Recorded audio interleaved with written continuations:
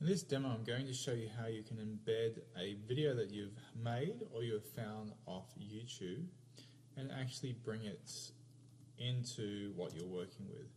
So by now you should be familiar with a number of things. One is you've been able to upload files to FileZilla, and you've got a bit of an understanding about these folders and what it means if it's got .html, which is obviously the web page that you're actually editing. So what I'm going to do at the moment is this index.html file that you should have access to, I've opened up in Dreamweaver, and you could have one of a number of views. So if you look in this area here, we've got code, split, which puts our coding and our website side by side, and design view. So there's a number of options you could be using. So for a minute, I'm just going to use split view so you can actually see what happens when I do something to the website. Now, embedding your video, and in this particular case, I'm going to be using a video that I've made earlier. In this video tutorial, I'm going to teach you very quickly the demonstration tool that I've got. I'll stop that straight away. Now, what might happen is you might find that you don't have a video file or any other relevant file like that actually stored within here. So at the moment, it tells me I've actually got that folder open. So I'll rename that. But what I want you to do is to first create a folder called video within your desktop drive there, and at the moment I don't want you to do anything else because I'm going to show you quickly how you can embed that video into the screen. Now you might say I want to have the video here, which is right where the Despicable Me hand is, or you might want to have it lower down. There are 2 or 3 ways you can do it.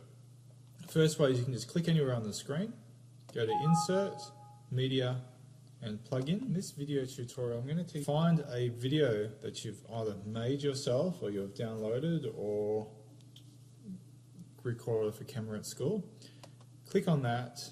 You notice it says URL is video/filezilla.mp4.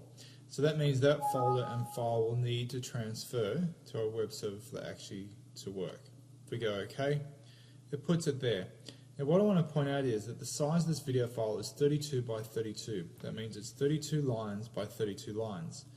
Now if you can think back to how big millimeters on your ruler, it's going to be quite small, a very, very small size. So let's have a look. So we go, click on that, go preview in Chrome. I have to save the changes in order to preview it. If you look up here, it's right there. It's pretty well where the mouse was, where it was flashing, and that is so small that you or I neither of us can actually see what's actually happening there. So too small. So if we go back to Dreamweaver and we say I need that a little bit bigger, let's just go 800 by 600. Now of course that's going to upset everything on the screen. The hand, everything will change. Let's preview that again. Save changes. We have to save changes before we preview it. And the video is now there. We can now see what's happening. However, we've now found that a lot of our text that we had there before has been overridden by the video because we haven't actually done it correctly.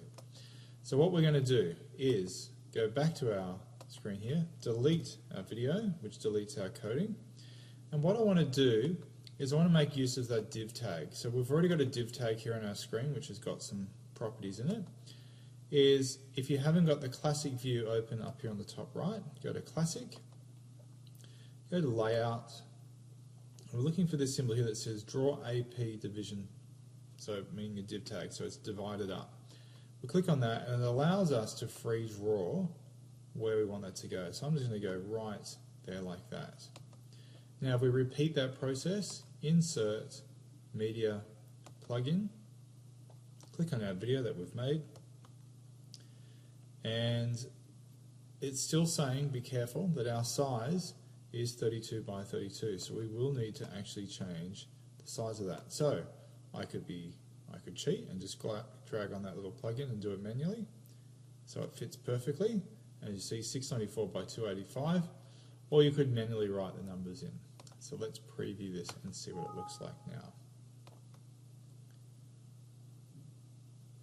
As you notice, it looks very similar to the screen. We've got the right sort of format and the right sort of size, and of course I can go full screen, change the volume levels. There are some tweakings and things that you can do to stop it playing automatically, but given this is entry level into our websites. We're not going to spend a lot of time trying to get it to not play when you first open the website. I'm okay for it to do it either way. The next thing we're going to look at is YouTube. So now with YouTube, whenever you watch a video, you'll generally find there's an embed function for your video. So for this purpose, this is the same video again, which I've already uploaded to YouTube.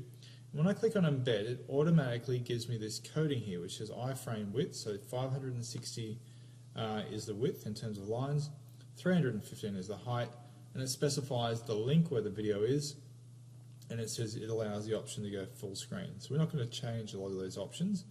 We just want to copy that. And what we're going to do this time is something different again. So we're going to go back to our, actually we might just delete this out of the way because I will leave it. So let's go down a bit so I can see what we're doing. Okay, so we come down the screen. I'm going to put another div tag in somewhere about here. That will be fine. If I click in it, you'll notice on the left hand side I can see the black mouse, which is right in between where I'm looking. So I move across to that there, Control V, paste in my text that I had earlier, click back over here, and you'll notice there's a bit of a change. Now obviously the div tag is wider than what the displaying part is. Preview it, see if it works, save the changes again to make it work.